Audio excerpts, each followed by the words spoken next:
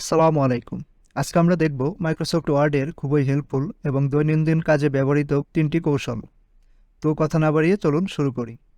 প্রথমেই আমরা দেখব মাইক্রোসফট ওয়ার্ডের টেবিলে অনেক সময় আমাদের নিচের রো উপরে নেওয়ার প্রয়োজন পড়ে এবং উপরের রো আমাদের নিচে নেওয়ার প্রয়োজন পড়ে। সেক্ষেত্রে আমরা অনেকেই করে থাকি কি, আমরা যে কোনো একটা রোতে ক্লিক করে ইনসার্ট থেকে আমরা ইনসার্ট এ রো এবং আমরা উপরে বা নিচে আমরা একটি ব্ল্যাঙ্ক রো নিয়ে নিই।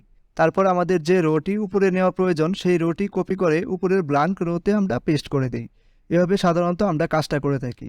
আজকে আমরা দেখব কিভাবে অতি সহজে এবং দ্রুত সময়ে এই কাজটা আমরা করে ফেলতে পারি। এজন্য আমরা যে রোটি উপরে নিতে চাই সেই রোটির উপরে মাউসের কার্সরে ক্লিক করতে হবে। কার্সরে ক্লিক করার পর আমরা কিবোর্ড থেকে চাপবো অল্টার শিফট এবং অ্যারো কি।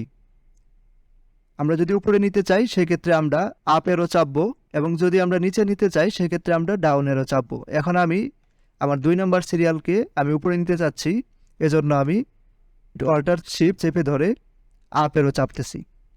দেখেন চাপার সাথে সাথে আমাদের নিচের রোটি আমাদের উপরে চলে আসছে। এখন আমরা এই 4 নম্বর সিরিয়ালটি যদি নিচে নিতে চাই সেক্ষেত্রে আবারও অল্টার শিফট চেপে ধরে আমরা ডাউন অ্যারো চাপ দিব, তাহলেই আমাদের নিচে চলে আসবে। এভাবে আমরা সহজেই মাইক্রোসফট ওয়ার্ডের টেবিলের একটি রো উপরে এবং নিচে সহজেই নিতে পারি। আমাদের অনেক সময় কাজ করার ক্ষেত্রে র্যান্ডমলি টেক্সট নেওয়া প্রয়োজন পড়ে, সেক্ষেত্রে আমরা অন্য কোথাও থেকে টেক্সট কপি করে এনে ব্যবহার করি, কিন্তু আমরা সহজেই মাইক্রোসফট ওয়ার্ডে খুব সহজেই র্যান্ডম টেক্সট নিয়ে নিতে পারি। এজন্য আমাদের যে জায়গায় আমরা র্যান্ডম টেক্সট নিতে চাচ্ছি সেখানে আমাদের কিবোর্ড থেকে ইকুয়াল চিহ্ন প্রেস করতে হবে।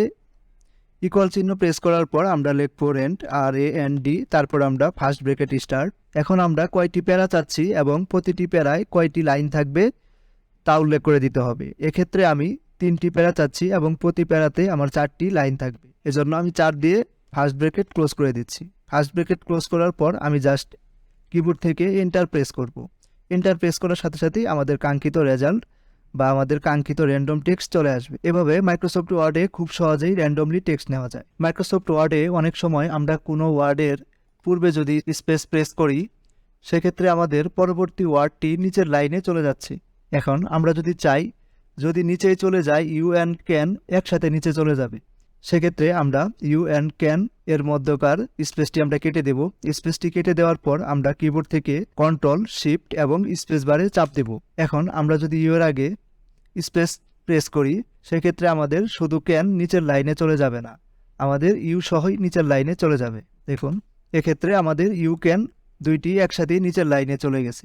এভাবেই সাধারণত আমরা এই ধরনের সমস্যার সমাধান করতে পারি। মাইক্রোসফট ওয়ার্ডে অনেক সময় কোনো প্যারার মাঝে আমরা এভাবে ডট চিহ্ন দিয়ে থাকি, এভাবে আমাদের অনেকগুলো ডট দিতে হয়। এই কাজটিও আমরা খুব সহজেই করে নিতে পারি। এজন্য আমরা কিবোর্ড থেকে 3টি বা 4টি স্টার চিহ্ন দেব। স্টার চিহ্নর জন্য আমাদের কিবোর্ড থেকে শিফট এবং 8 নাম্বারে ক্লিক করতে হবে। এরপর আমরা কিবোর্ড থেকে জাস্ট এন্টার বাটনে ক্লিক করব। এন্টার বাটনে ক্লিক করার সাথে সাথেই দেখেন আমাদের সুন্দর লাইনটি হয়ে গেছে। আমাদের অনেক সময় কোনো প্যারার মাঝে সিঙ্গেল লাইনের প্রয়োজন হয়, সেক্ষেত্রে আমরা এইভাবে সিঙ্গেল লাইন দিয়ে থাকি বা আমরা শেপ থেকে সিঙ্গেল লাইন নিয়ে থাকি। এক্ষেত্রেও আমরা এই কাজটি খুব সহজেই করে ফেলতে পারি। এজন্য আমাদের কিবোর্ড থেকে মাইনাস চিহ্ন 3টি বা 4টি নিতে হবে। এরপর আমরা কিবোর্ড থেকে জাস্ট এন্টারে ক্লিক করব। এন্টার প্রেস করার সাথে সাথে আমাদের সম্পূর্ণ লাইনটি হয়ে গেছে। অনেক সময় আমাদের ডাবল লাইনের প্রয়োজন হয়, সেক্ষেত্রেও আমরা এই কাজটি খুব সহজেই করে নিতে পারি। এজন্য আমরা কিবোর্ড থেকে ইকুয়ালে প্রেস করে 3টি বা 4টি ইকুয়াল নিব। এরপর কিবোর্ড থেকে এন্টারে ক্লিক করব। কিবোর্ড থেকে এন্টারে ক্লিক করার সাথে সাথেই আমাদের ডাবল লাইন হয়ে যাবে। এভাবে খুব সহজেই আমরা মাইক্রোসফট ওয়ার্ডে সিঙ্গেল লাইন, ডাবল লাইন এবং ডট লাইন নিতে পারি। আজকে এ পর্যন্তই, অন্য দিন দেখা হবে নতুন টিপস অ্যান্ড ট্রিক্স নিয়ে। ধন্যবাদ সবাইকে। এই ধরনের টিপস অ্যান্ড ট্রিক্স পেতে আমার পেজটি সাবস্ক্রাইব করে রাখুন। আসসালামু আলাইকুম।